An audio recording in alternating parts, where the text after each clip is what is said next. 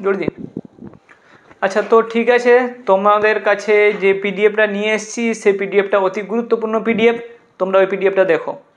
ওকে, তো ব্যাপারটা হচ্ছে যে পিডিএফের মধ্যে তোমাদের যে সেকেন্ড সেমিস্টার যেটা হবে ক্লাস 11-এর, এবার সেই সেকেন্ড সেমিস্টারে তোমরা বাংলা থেকে শুরু করে তোমাদের ইভিএস অবধি, মানে আর্টসের সমস্ত সাবজেক্ট, সায়েন্সের সমস্ত সাবজেক্টে তোমরা পিডিএফ পাবে। বুঝতে পেরেছো? ফিজিক্স, কেমিস্ট্রি, বায়োলজি, ম্যাথমেটিক্সটা হবে না, ম্যাথের সাজেশন হয় না। তো physics, chemistry, biology, Bengali, English আর ফিলোসফি, এডুকেশন, নিউট্রিশন, ইভিএস, এতগুলো যে সাবজেক্ট আছে এই সাবজেক্টে তোমরা পিডিএফ পেয়ে যাবে। ফার্স্ট সেমিস্টার অনেকে ভালো হয়েছে, অনেকে খারাপ হয়েছে, এমসিকিউ বেস ছিল, ওটাকে নিয়ে আর মাথা ঘামানো কোনো লাভ নেই। সেকেন্ড সেমিস্টার যে তোমাদের আছে এই সেমিস্টারটা হচ্ছে তোমাদের ভালো রেজাল্ট করতে হবে। এবার ভালো রেজাল্ট করার জন্য তোমাদের কি অধ্যায়ভিত্তিক পিডিএফ নোট দরকার, কারণ তোমরা বই পড়ে তোমরা নিজে প্রশ্ন উত্তর বানাতে পারবে না। আর এখনকার ছেলেমেয়েরা পরিশ্রম করতে চায় না। ওকে, অতটা না যে এক সময় রম থাকতো প্রশ্ন লিখতো, নিচে উত্তর লিখতো, দিয়ে মুখস্থ করতো ক্লাস 9-10-এ যখন পড়তে। এখন যেহেতু 11-এ উঠে গেছো, তাহলে ওই পরিশ্রমটা আর করবে না। তাই তোমাদের জন্য আমরা নিয়ে এসেছি কি অধ্যায়ভিত্তিক পিডিএফ নোট, যাতে তোমাদের কম খাটনিতে ভালো নাম্বার কিভাবে তোলা হয়। বুঝতে পেরেছো? তো অল্প পরিশ্রম করলে তো হয় না, কোনোদিন নাম্বার ভালো ওঠে না। মোটামুটি একটু পরিশ্রম করতে হবে, যাতে তোমাদের ওই গাধার মতো পরিশ্রম না করতে হয় যে প্রচুর বইটা, যেগুলো সায়েন্সের বই আছে ওগুলো কি আছে যে প্রচুর পরিমাণ পড়তে হচ্ছে। ফিজিক্স, কেমিস্ট্রি, বায়োলজি, বিশেষ করে যদি বায়োলজির কথা বলি, বায়োলজিতে 9টা-10টা চ্যাপ্টার আছে, তার মধ্য থেকে 15 মার্কের, 35 মার্কের আসবে। তো ওই 10টা চ্যাপ্টারের মধ্যে কোশ্চেন আছে 1000 পিস মতো কোশ্চেন হবে। কিন্তু এবার ওই কোশ্চেনগুলোর মধ্যে ইম্পর্টেন্ট প্রশ্ন কোনগুলো, আর ওই প্রশ্নগুলোর যে অনুশীলনীতে প্রশ্ন আছে বা প্রশ্নবিচিত্রায় প্রশ্ন আছে বা আলাদা আলাদা যে কোশ্চেন ব্যাংক আছে ওতে যে প্রশ্ন আছে, ওই প্রশ্নের উত্তরগুলো পাবো কোথায়? সেগুলোর মধ্যে ইম্পর্টেন্ট কোনটা, আনইম্পর্টেন্ট কোনটা পড়তেই হবে, কোনটা না পড়লে হবে না। কারণ একটা অধ্যায় থেকে 2 মার্ক 3 মার্কের আসবে, 4 মার্ক 5 মার্কের একটা অধ্যায় থেকে আসবে। তো ওই অধ্যায়ের জন্য তোমরা কতগুলো পড়বে? তো এবার ব্যাপারটা হচ্ছে ওই যে কোনটা পড়বে কোনটা না পড়বে সেইটা বোঝানোর জন্য আমি তোমাদের পিডিএফটা দেখাচ্ছি। এই পিডিএফে দেখো, এর উত্তর বই থেকেই কপি আছে, নিজের মতো করে লেখা নেই, বই থেকেই আছে। পিডিএফের প্রশ্নও বইয়ের মধ্যে আছে, পিডিএফের উত্তরও বইয়ের মধ্যে আছে, কিন্তু সুন্দর পরিষ্কার পরিচ্ছন্নভাবে লেখা আছে, যেটা তোমরা একবার পড়লে তোমাদের মনে থাকবে। আর ব্যাপারটা হচ্ছে যে আমরা একটাই ভিডিও নিয়ে আসবো, ফিজিক্স, কেমিস্ট্রি, বায়োলজির 3টা ভিডিও নিয়ে আসবো, আর ওই ভিডিও হবে 8 ঘন্টা 9 ঘন্টার।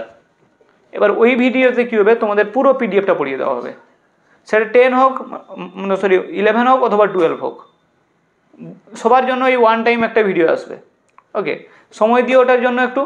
আর তোমাদের এটা আমি বলে দিই যে এই যে তোমরা পিডিএফটা দেখতে পাচ্ছ, এই পিডিএফটা অবশ্যই ভালো।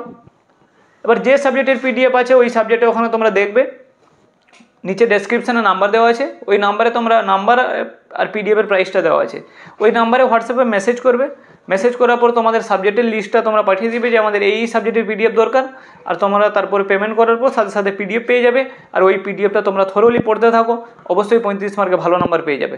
ওকে, পিডিএফের বাইরে থেকে প্রশ্ন আসা খুবই টাফ, আসবেই না, আমি এইরকমই বলতে পারি। কারণ হচ্ছে এমসিকিউ যে আছে এদিক ওদিক থেকে হতে পারে, লং কোশ্চেন বাইরে থেকে হবে না। ক্লিয়ার?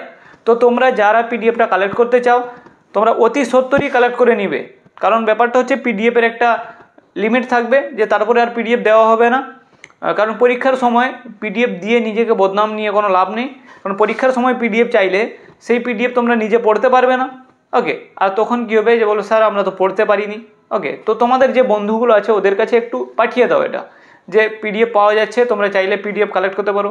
বা তোমাদের বন্ধুকে এটা পাঠালে তোমাদের একটা সুবিধা কী হবে, যে তোমরা কোনো বন্ধুকে বললে যে আমরা এই পিডিএফটা এখান থেকে তুই পারচেস করে নে, তাহলে সে একটা পিডিএফ 60 টাকা 70 টাকা দিয়ে কিনে নিল, তারপর তোমরা 2-3 জন ওটা শেয়ার করে নিলে, তাহলে অতি কম খরচে বন্ধুদের বোকা বানানো যাবে। তো পিডিএফটা তোমরা জাস্ট একটু কিনে নাও।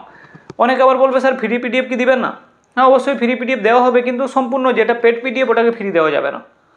ফ্রি পিডিএফ মানে কিছু অংশ আমি ফ্রি দিতে পারি, কিন্তু তোমাদের আমি পিডিএফ ফ্রি দিয়ে দিলে যে আমার যে ভিডিও আছে ভিডিওটার কী হবে, আমি ভিডিওটা কেন বানাচ্ছি, আমি তো ডাইরেক্ট নাম্বার দিয়ে দিতাম, তাহলে এই যে আমার চ্যানেল যেটা গ্রো হওয়ার সময় চ্যানেলটা তো ডাউন হয়ে যাবে।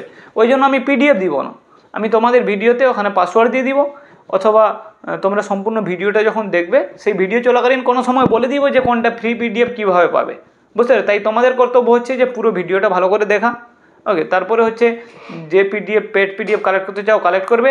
যারা পেড পিডিএফ কালেক্ট করার সামর্থ্য নেই, যারা বলছো যে স্যার আমরা 200 টাকা 300 টাকা দিয়ে বই কিনেছি, কিন্তু আমরা 40 টাকা 50 টাকা 70 টাকা দিয়ে একটা পিডিএফ কিনতে পারছি না, তাদেরও অসংখ্য ধন্যবাদ, কারণ তোমাদের এই পিডিএফই কাজে লাগবে, আর বইটা তো তোমরা কোনো দিন খুলবে না।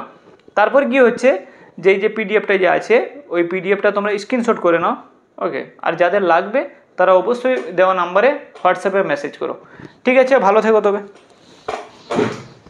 চল।